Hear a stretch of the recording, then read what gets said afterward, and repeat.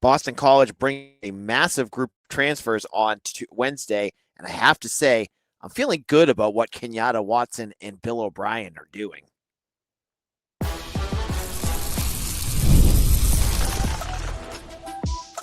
You are Locked On Boston College, your daily podcast on the Boston College Eagles. Part of the Locked On Podcast Network, your team every day. Hello, everyone, and welcome. This is Locked On Boston College, your team every day. I'm host AJ Black of Eagle Insider. I'm part of the 247 Network. I've been covering Boston College for over a decade. If you're looking for Boston College news, analysis, and details on your Eagles, you are in the right place. Locked On Boston College is a free daily Boston College podcast available on YouTube or wherever you get your podcasts. Today's show is a packed show about the transfer portal. A half dozen names are in. We're going to look at two SEC names that did not commit, but I think are worth watching. An offensive lineman, a safety, and a cornerback all commit, plus another quarterback and two running backs. It is a lot to talk about. We'll get into what these guys mean and how they will fit into this roster on today's show. Now, the first name that came up was someone I was aware of the night before, and that is Grayson Wilson. Now, many of you guys, if you follow me on Twitter, you see the Tony Soprano GIF. That's my new one. I knew about this guy, Grayson Wilson, the night before. This is a quarterback from Arkansas, a high 3-star recruit who had multiple Power 5 offers, who ended up staying close to home. He's from Arkansas, and he is now a Boston College Eagle. Wilson has a long-standing relationship with quarterbacks coach Jonathan DiBiase. Dibs was part of his recruitment for a long time, so when it came to him, joining and looking for a new school, connection was there. You look at what Wilson has, and you can see why this is an exciting recruit. He's 6'3", great size for a quarterback. He threw for over 7,000 yards in high school. He was, an Elite 11 mention. He was part of the Army game, and he finalist for all these different camps. So he has a lot of pedigree there. You also see something that we saw with Mackenzie Mason. He's also very mobile. He ran for almost 1,700 yards. This is an interesting new subplot with what O'Brien is doing. I think a lot of folks think that when you're thinking of Bill O'Brien's offense, you're thinking of a quarterback that is going to stand in the pocket and not be able to move. We've been kind of programmed with that with, Tom Brady with the Patriots, even, what happened with Tommy Castellanos and then to Dylan Lonergan. You don't see a ton of mobile quarterbacks, but he does do mobile quarterbacks. Remember Deshaun Watson. Remember Grayson James himself was pretty mobile at times. I think the new quarterbacks, they're going to try to make their offense a little bit more two-dimensional. 3-dimensional. That's the hope. You hope that you're bringing in all these mobile quarterbacks, not saying, "Hey, you stand in the cornerback in the pocket and not move." That would be a bit of a disaster. So, does Grayson Wilson start next year? Probably not. But you have to look at the giant picture of what's going on, and you start to see where things are slotted. Mackenzie Mason, the staff thinks very highly of. There was a lot of interest in him from other schools. I know some folks are worried about him, but Michigan was interested in him. Northwestern was interested in him. There was a bunch of schools that wanted him. So there's a lot to like, and I think it's mobility, I think, is something that folks that really caught on to. But for Grayson Wilson, you look at what you lost. You lost Shaker Rising. Shaker Rising was your, rising redshirt freshman. That's what Grayson Wilson will be. And you basically replaced one with the other. Rising is 6 feet tall, showed some glimpses during camp. I'm not gonna poo-poo that he looked impressive at times. But you look at what Grayson Wilson looks like, and you say, this is an upgrade over Shaker Rising. The size, what he could do, what he's bringing in, his pedigree, you have to say that this would be an upgrade over Shaker Rising. This is a guy that probably has a bigger upside. And, in the world of the transfer portal, obviously we know things change every single, we're watching it right now. You hope you can hold on to this kid and develop him so that when you're looking in a year or two, depending on where everything else falls, you still have that quarterback. Now, the big question is, now that you have your quarterback, you have Mason McKenzie as well, is this it? Does this disclude anyone else? It could, from what I've heard, but it also doesn't mean that's the end. For folks that are wondering about Deuce Knight, he could still be in the picture. I'm not saying he's out yet. This does not preclude if he wants to come to BC that could happen as well. So I don't think this situation is done yet, but if it is, they're going to probably roll with Mason McKenzie as their starter, which he's going to have, just like everything else here. I can't wait to see if he can prove it. I've loved what he said so far. Again, the mobility thing is great. We're going to have to see if he can prove it. But that wasn't the only offensive player that they brought in. They also brought in 2 running backs. Both of them, if you are, part of our Everydayers Club, you've heard about them. I've talked about them. Talked about them on yesterday's special access, all access show. You have Nolan Ray from Maryland, originally from Michigan, and you have Kevyn Humes from St. Francis Academy. Now, not Kevyn Humes. Sorry, Kevyn Humes is a cornerback. What am I talking about? Evan Dickens from Liberty. Woo! What am I doing here? Evan Dickens went to IMG Academy in Florida. Let's start with Dickens. Dickens knew Kenyatta Watson from his time when he got recruited by Georgia Tech. Now, Georgia Tech got his original recruitment, but just like everything else in this world, this is not where Evan Dickens landed. Evan Dickens ended up transferring after one season at Georgia Tech to Liberty. And he even started this year as a backup. He wasn't even the starter going into this year. And you look at his numbers, 1,350 yards, I believe, something like that, 14 touchdowns. He was all conference. He was if you look at every single rushing category out there, he was the top 5 in everything, which is great. But, I think you got to pump the brakes just a little bit because it's Conference USA. But some of his tape is pretty fun. The crazy part of his stats, not just that those numbers itself are crazy, not over 900 yards of that offense, and most of his touchdowns came just in the month of November. That's it. So he had, he didn't even start until November and ended the season with 1,300 yards, and 950 of those came in November. So you can see, he would have had a monster year. He would have had a big year if he stayed, as the starter for those first 2 months, but that wasn't the case. You look at the beginning of his year, he's rushing 10 times, he's rushing 12 times, and it's 30, 40. You've got your every down back now. And you're hoping that the offensive line is going to be good enough that you can run the ball efficiently. But you got to feel pretty good about this, right? Yes, he's not Turbo. And I think Turbo, you're going to just strap in because he, being in Indiana, he's going to be a monster next year. And this is a style of offense and the talent that he's going to have around him. Turbo's going to have a huge year. And you just got to feel good for him. He deserves it. But I think Dickens will be fine. He's going to be a good running back for you. He's going to be, a guy that can do a lot for your offense as long as the offensive line is fine. But he's not the only running back you brought in because you lost Jordan McDonald, you lost Turbo, and you lost Alex Broom. The second running back you brought in was Nolan Ray from Maryland. Now, he's originally from Michigan, and he is a recruit player who played quite a bit too. He rushed for almost 300 yards this past season, and he rushed for close to 400 the year before, and he has 4 total touchdowns. You look at him, 6'1", 6'2", 210 pounds.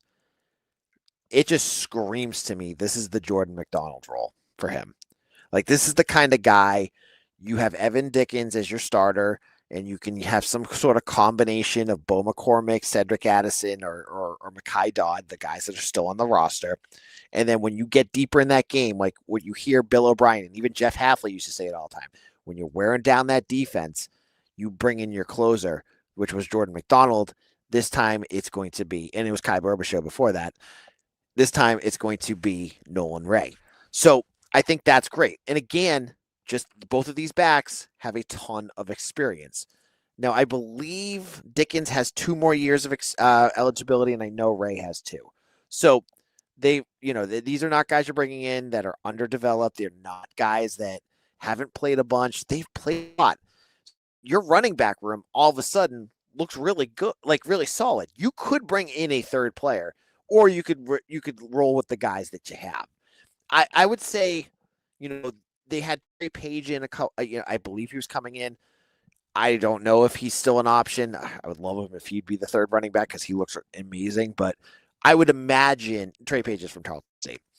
The third running back is more probably a flyer type of guy if they need anyone else. So it would be kind of more on that back end type of thing because you have guys that are waiting for their turn and you want to get that in there too. So there's your offense for the day. Quite a bit, right? In a moment, we have one other player on that line. Let's get into the offensive line, and then let's look at the defense. We'll get into all of that in just a moment.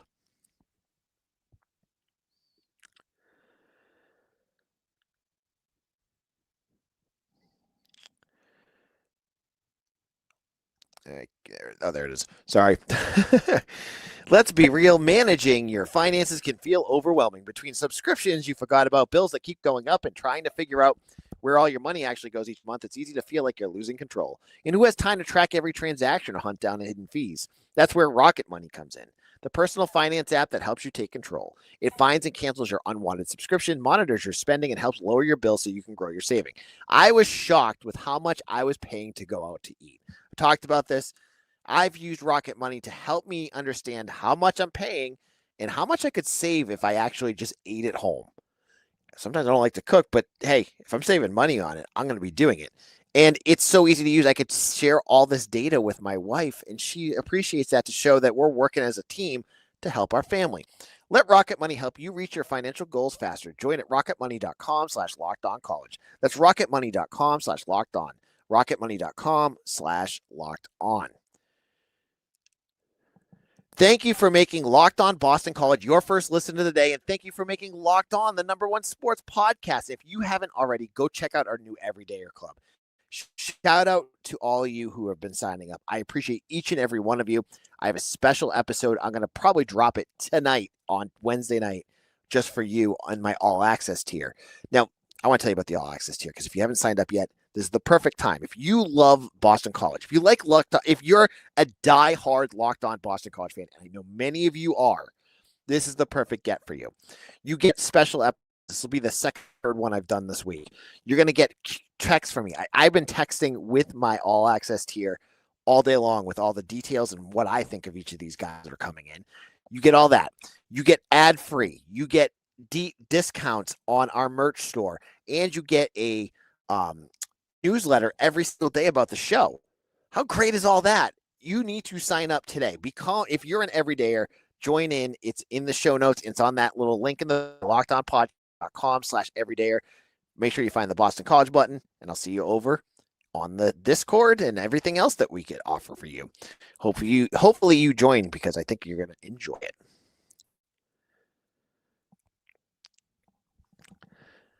Locked On Boston College, AJ Black here of Eagle Insider. Thank you so much for all of you who are everydayers, all of you who listen every single day. It has been a crazy month here, and each of your listens has meant a ton to me. Now, let's get into some more. Let's dive in to some more of these commitments. Now, to round out the offense, Boston College added an offensive lineman from a HBCU, a historically black university. And his name is Trayvon Humphrey. He is a tackle, 6'5", 285 pounds, who played close to 2,000 snaps at NCCU. So he is a guy that's played, I believe, 3 seasons as a starter at left tackle. And I believe he also did not allow a single sack. No, he allowed a couple sacks last year. But he's a good pass pro kind of guy. He was all MEAC, which is, all conference, 6'5", good size. You probably want to get him a little bigger. Fitz needs to get him in the weight room a little bit to get him up to around 300 pounds. But hey, can't complain about that. This is the kind of guy you want to get. Like, this is an FCS guy, right? Okay. I know some of you may be groaning right now. Getting an FCS player like Amir Johnson, who barely played, is very different than getting a Trayvon Humphrey or some of these other guys that they're bringing in who've played multiple seasons. Humphrey is a veteran. This is a guy that is established. You don't need to, he's not coming in close to high school shape. He's got a college ready body. and a college-ready mind, this is the kind of guy you want to bring in. And he had other offers, a lot of, I think, more like five type of offers, but there was interest there in him. And I like this. This is, getting another established offensive lineman.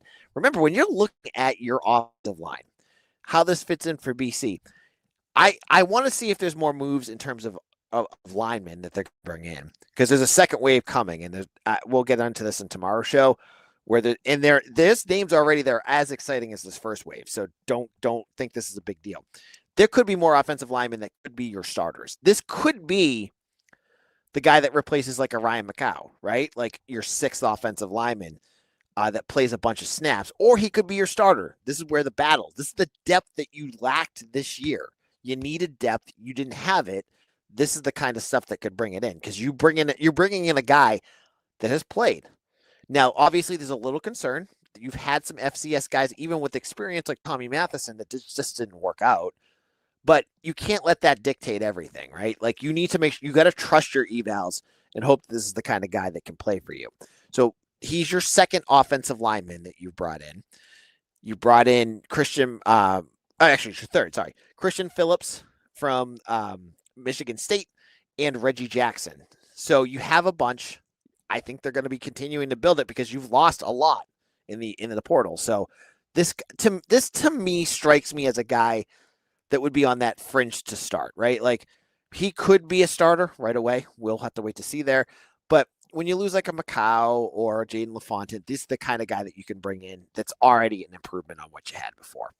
Now, defensively, there were two names that came in, both of them in the secondary. The first was a safety who was probably the only one that I didn't know about when it came to the players that have committed. I've heard all these other names. That's Kameron Howard from Alabama. Now, you look at, first of all, your heart gets a little excited when you bring, any secondary help that you bring in from Alabama, fine. But you look at his snaps. If you go to his Pro Football Focus, you're like, ooh, he played one snap last year. That's it. And he didn't play anything for Alabama the year before. But temper that for two quick reasons. He played as a freshman as a starter at Charlotte under Biff Poggi, who is over at Michigan right now, and played as a starter there and did fine. That's why Alabama liked him and brought him in. The only reason he didn't start was because Alabama is absolutely stacked in their secondary. Their secondary is ridiculous. There's so many different NFL starters in there. He just couldn't find a spot. So this is the kind of gamble as Boston College you should be willing to take. He is from St. Francis Academy. This is 2 of 3 that we're going to be talking about. Again, crazy that this, it was such a big issue with Azar Abdul-Rahim, but now we're going right back for it again. So, hey, talent's there. If it works, it works. You're bringing a safety. You lost Omar Thornton. This is a guy that could fill in out back there. I think this is a fine get. This is a good addition in your secondary. And you also lost Marion Davis, so you're going to have to fill a couple safety spots. Phil's one of those, right? And it's an SEC player who just didn't get a chance to play. Perfect. That's the kind of guy you want to get. Next is a cornerback, and this is Kevyn Humes from St. Francis Academy and went to Maryland. Now, if you're watching this, we talked about him yesterday. If your jam is the guy that had a monster offer list coming out of high school and you're like, oh, maybe we can rebuild him, you don't need to rebuild Kevyn Humes because he did well. But his offer list is nuts. Like, I'm surprised he ended up at Maryland because Notre Dame was pushing for him. Alabama was pushing for him. Mike Loxley over at Maryland, he's got a little bit of that mojo where he can get guys to commit. So maybe that was the case. But the thing with Humes is he is a slot corner. Now you have TJ Green. He played admirably, struggled at times because he was a true freshman just thrown out there. So I think that's going to be Humes' spot. I think he has 2 more years left. So he's going to be out there as an established guy. He played almost 400 snaps this year. That's nice. Again, do you see what I'm saying here? You get 2 levels of recruits. You get guys that haven't played much, and you're hoping they'll develop. But you also have guys that have played. Every single one that I've mentioned today, minus the quarterback, falls into the, has played a whole bunch of snaps already. So you're bringing in depth that has played, that has already been on the field.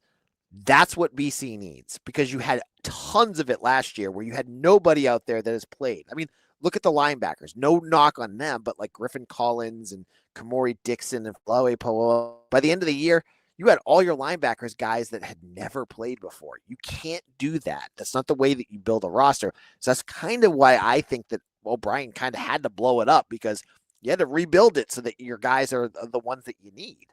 So this was a good one. I'm happy with everything that they did today, because there's no guys that you're looking at going, what? You know, I guess you could look at the quarterback, but even then, I just explained it to you. You lost Shaker Reisig. You need someone to replace that level of quarterback. You brought an upgrade, a guy that has, I think, a higher upside. So I'm actually pretty happy with what Bill O'Brien and Kenyatta Watson did. Now, as I said before, the next step is the next weekend, and it starts the next week starts tomorrow, because remember, BC still has to get, I believe January 12th is the first day of classes at Boston College. You have to get all your players in by that date, because they have to be moved in. They got to start their classes, have all that financial aid paperwork filled out. It's got to be done by that date. So the next 5 days, BC's they're only halfway there. I almost started my cold open with singing Halfway There, but Living on a Prayer by Bon Jovi. You didn't want to hear me sing that. I promise you that would not have been fun. But there's still a lot more to go, folks. We still have a lot of action to come up.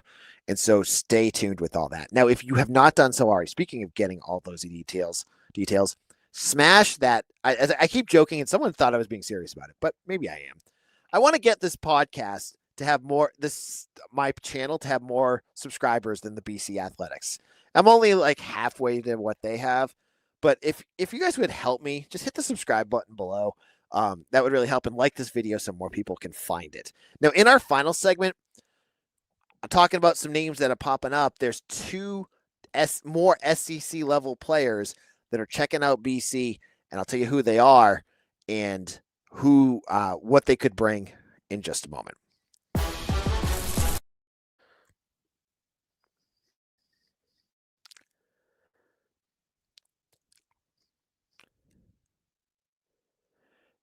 This is AJ Black of Eagle Insider, and this is Locked on Boston College, your team every single day. Thank you all for joining me. Thank you, all of you who have listened to Locked on BC, made it part of your daily routine, whether you're at the gym or going on your way to work. I appreciate each and every one of you. Today is the last day with my headset, by the way. Tomorrow, my new mic comes in. I'm really pumped about this. I'm such a dork. But I'm getting my mic, and I'll have earbuds. It'll be a little bit less on my face. But I think I'm looking forward to the sound that it brings. So hopefully that'll be good for tomorrow. Now, two new SEC names are linked to taking visits to Boston College. So let's start off with the tight end. Cameron Kosman of Florida. It has been linked to taking an official visit to Boston College. I believe it's tomorrow. Now, Kosman is again, I look at everything in terms of slotting it to where they fall on the roster and what you lost.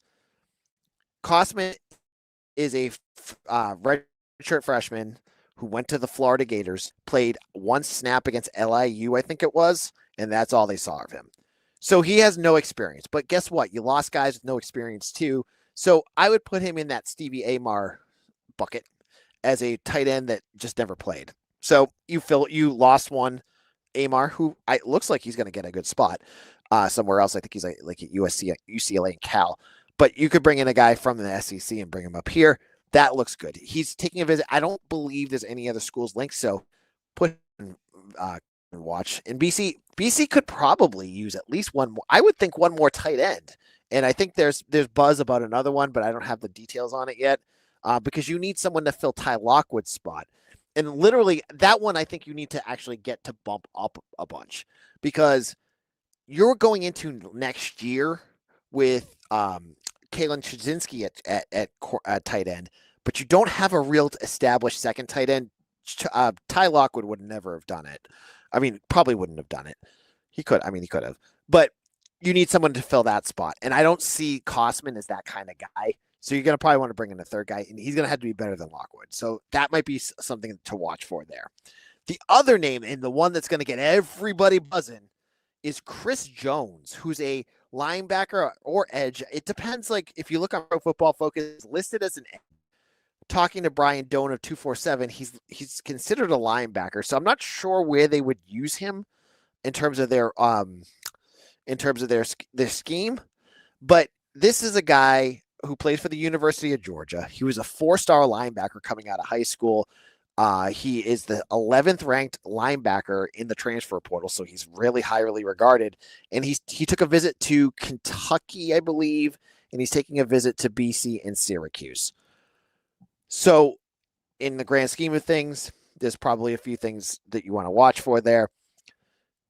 Obviously, with Georgia, he's probably connected to Fran Brown in some way. Fran Brown will probably really want him, and he probably knows him, so that's going to be a tough pull.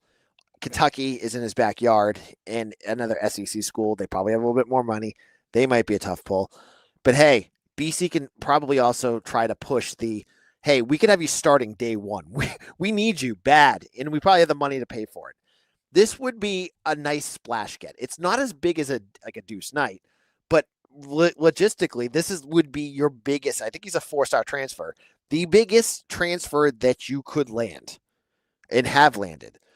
And your defense needs it bad. So this is a big one. I'm almost 100% sure his name is Chris Jones. I'm pulling it up right now, just so I don't mess up the name. And yeah, Chris Jones. So he's originally from Virginia, but this is another fun one. It's interesting too with the portal. It's like more waves are coming in as teams got eliminated. You're seeing a ton of Georgia players going in. You see a few Ohio State. There's more and more stock going in. It's like you're replenishing some of the guys that you lost with even more talent. So there's still a lot of work to be done here. There's still a lot that BC can do. So those are two names that I'm watching for. Again, there's going to be more this weekend. I cannot wait to talk about it. I'm going to tell you right now, folks. I'm telling you right now. My plan is to go live every day this weekend. I'm not going to take a break. This is going to be 7 days. 2 weeks straight. I'm going to go Friday night. I'm going to go Saturday night. As long as there's news to talk about, I'm sure there's going to be. You can guarantee here that Locked On Boston College will be there 7 days a week for you to talk about everything. So make sure you have smashed that like button here. When I log off, please make sure that there's a bunch of new subscribers on our channel. So if you haven't done so already, do that. Like this video.